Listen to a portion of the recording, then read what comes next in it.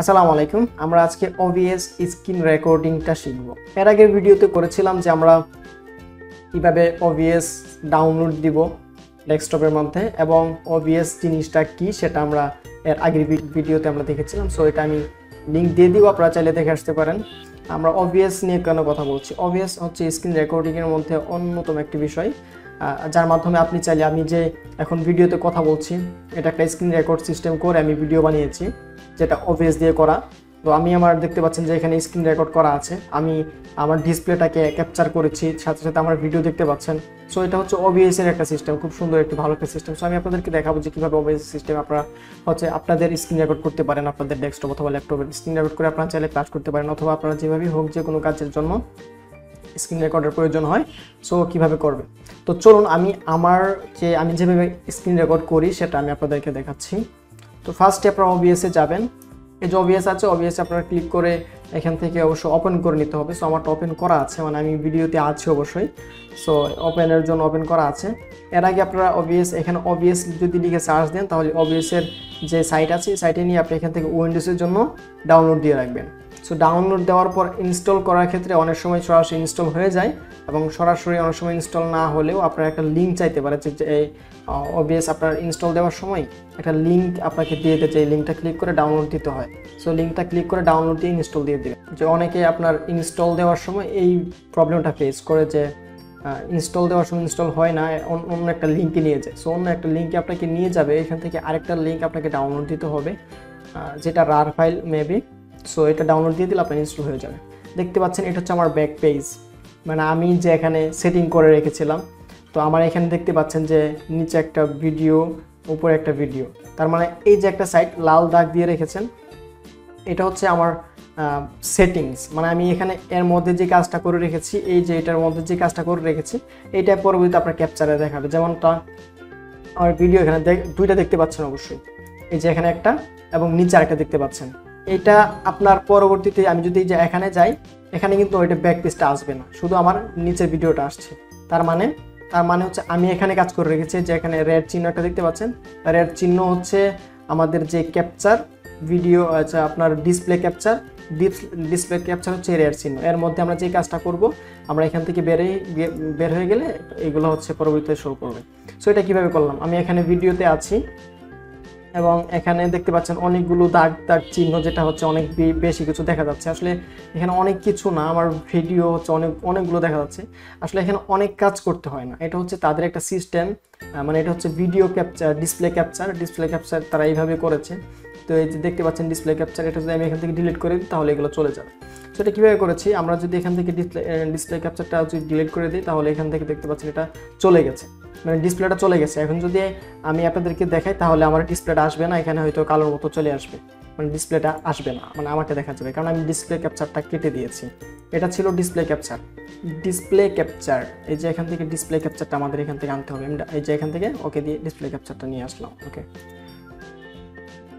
Display ক্যাপচারটা চলে আসলো। আমি কিন্তু ফার্স্টে এটা ক্যাপচার আছে, এটা হচ্ছে ডিসপ্লে, আমাদের পিছনের যে ব্যাক পেজ। আমি যদি ডিসপ্লে ক্যাপচারটা যদি না দেই তাহলে পিছনের কিছুই দেখা যাবে না, মানে আমি যেখানে কাজ করছি এই কাজটা দেখা যাবে না। সো এটা হতে বুঝতে পেরেছেন। এবং ট্যাক্স, আচ্ছা ট্যাক্সের আমি ভিডিও কথা বলি, আমি যদি এখন ভিডিওটা কেটে দিই তাহলে আমার ভিডিওটা কেটে যাবে। এবং এটা কীভাবে অ্যাড করলাম, এটা এখান থেকে এই যে এখান থেকে প্লাস চিহ্ন ক্লিক করে আমি এখান থেকে যে ভিডিও ক্যাপচার ডিভাইস, এটা আমি এখান থেকে ক্লিক করে আমি এটা যোগ করেছি, এটা আবার যোগ হয়ে গেছে। তো এখান থেকে অনেক সেটিং আছে, ডিটেকটিভ যদি দেই তাহলে ভিডিওটা আসবে না। এবং এই যে ক্যামেরা, এখান থেকে যদি OBS ভার্চুয়াল ক্যামেরা দেয়, যেটা OBS এর যে ক্যামেরা, এটা এখন বন্ধ আছে কারণ আমার একটা ক্যামেরা অবশ্য এখন চলতেছে। সো এই হচ্ছে আমি ভিডিওতে কীভাবে আসছি সেটা আমি আপনাদেরকে দেখালাম। যে এখান থেকে ক্লিক করে আবার দেখাচ্ছি, এখান থেকে ক্লিক করে ভিডিও ক্যাপচার এবং পিছনের ব্যাকগ্রাউন্ড আপনি যদি করতে চান তাহলে এখান থেকে দিতে হবে ডিসপ্লে ক্যাপচার।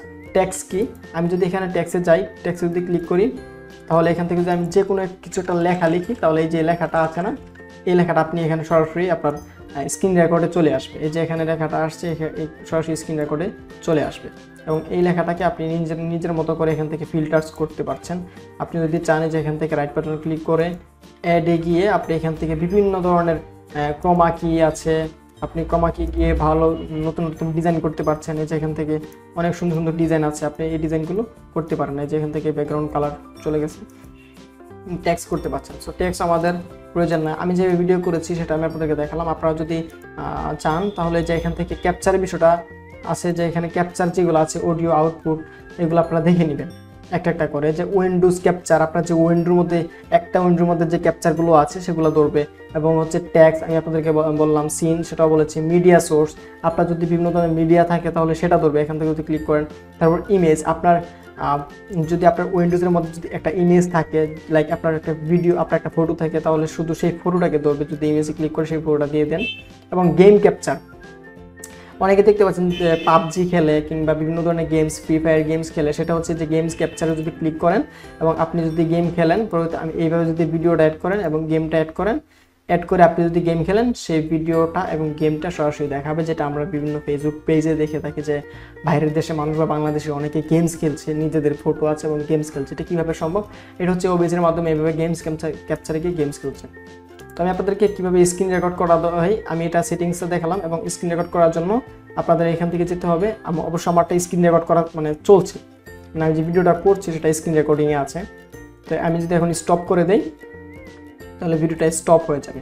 সো আমি স্টপ করছি না, কারণ আমি ভিডিওটা করছি। সো এটা স্টপ না থাকলে স্টার্ট রেকর্ডিংয়ে ক্লিক করবেন, স্টার্ট হচ্ছে। এখন পর্যন্ত 10 মিনিট হয়েছে, দেখতে পাচ্ছেন আমি ব্যাকই আছে, আপনাদেরকে দেখাচ্ছি। তো আমি যদি এখন ভিডিওটা অফ করে দিই তাহলে এখান থেকে স্টপ করে দেব। সো এবং এটা হচ্ছে অডিও মিক্সার। আমার এখানে দেখতে পাচ্ছেন যে অডিও, এই যে এখানে মিক্স, এখানে বিভিন্ন ধরনের অডিও আছে। ডেস্কটপের যে অডিওটা, আমার ডেস্কটপের যে অডিও, এটা হচ্ছে ডেস্কটপের অডিও। এটা হচ্ছে মিক্স মানে হচ্ছে মিক্স না, এটা হচ্ছে মাইক্রোফোন, মানে এটা হচ্ছে মাইক্রোফোন বলতে আমি যেটাতে কথা বলছি দেখতে পাচ্ছেন যে এই যে এটা হচ্ছে একটা মাইক্রোফোন, এটা হচ্ছে মাইক্রোফোন অ্যাড। এখন এটা যদি অ্যাড করা না থাকে তাহলে এই যে এখান থেকে সেটিংস আছে, সেটিংসে গিয়ে আপনারা এখান থেকে ফিল্টারসে গিয়ে নতুন করে মাইক্রোফোনটা আপনার অ্যাড করে নেবে। যে নয়েজ গাইড, বিভিন্ন ধরনের নয়েজ কম বেশি হচ্ছে, এখান থেকে যদি বাড়াই দেন তাহলে নয়েজ আসবে না, কমাই দিলে নয়েজ আসবে। আমার একটা সেটিংস করা আছে, মানে আমার নয়েজটা তো আপনারা বুঝতেই পারছেন যে কেমন বোঝা যাচ্ছে। তো আমার একটা সেটিংস করা আছে, তো নয়েজ গাইড এমন। সো এখান থেকে আমরা এটা অ্যাড করে দিব। সো আমি আপনাদেরকে এইগুলো দেখাচ্ছি না, আমি জাস্ট স্ক্রিন রেকর্ডিংয়ের জন্য দেখাচ্ছি। তাও আমি আপনাদের একটা ওভারভিউ দেওয়ার চেষ্টা করেছি যেন বুঝেন। কিন্তু পরবর্তী ভিডিও আমরা হচ্ছে লাইভ স্ট্রিমিং বা আরও ভালোভাবে ভিডিও করার চেষ্টা করব। লাইভ স্ট্রিমিং নিয়ে চলে আসবো যে কীভাবে লাইভ স্ট্রিম করা যায়। এই যে ভিডিও আমি স্ক্রিন এটা আপনাদেরকে দেখালাম যে এটা আপনার সুবিধার জন্য একটা ভিডিও কীভাবে অ্যাড করবেন, কীভাবে ক্যাপচার অ্যাড করবেন, এবং পরবর্তীতে কীভাবে আপনার ফেসবুকে সেই লাইভটা দিয়ে দেবেন এবং ইউটিউবে কীভাবে লাইভটা দিয়ে দেবেন।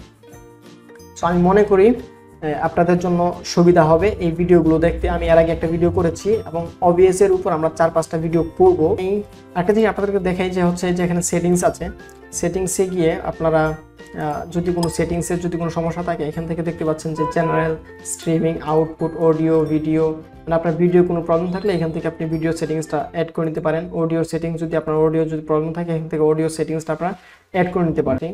তো এগুলা সাধারণত যেভাবে আছে এইভাবেই থাকে, আমি কখনো এই সেটিংসে গিয়ে কোনো কিছু মানে আমার চেঞ্জ করতে হয়নি, আমি এভাবে করতেছি, মানে এইভাবেই থাকে। সো আপনাদের সেটিংসের বিষয়টা এখানে গিয়ে আপনার কিছু নড়াচড়া না করলে বেটার হয়। আর এখান থেকে ডুরেশনের বিষয়টা মনে রাখবেন হচ্ছে 300 mms এবং ফেড থাকবে। সো আজকের জন্য এখানে বিদায় নিচ্ছি, ভালো থাকবেন সবাই, আসসালামু আলাইকুম।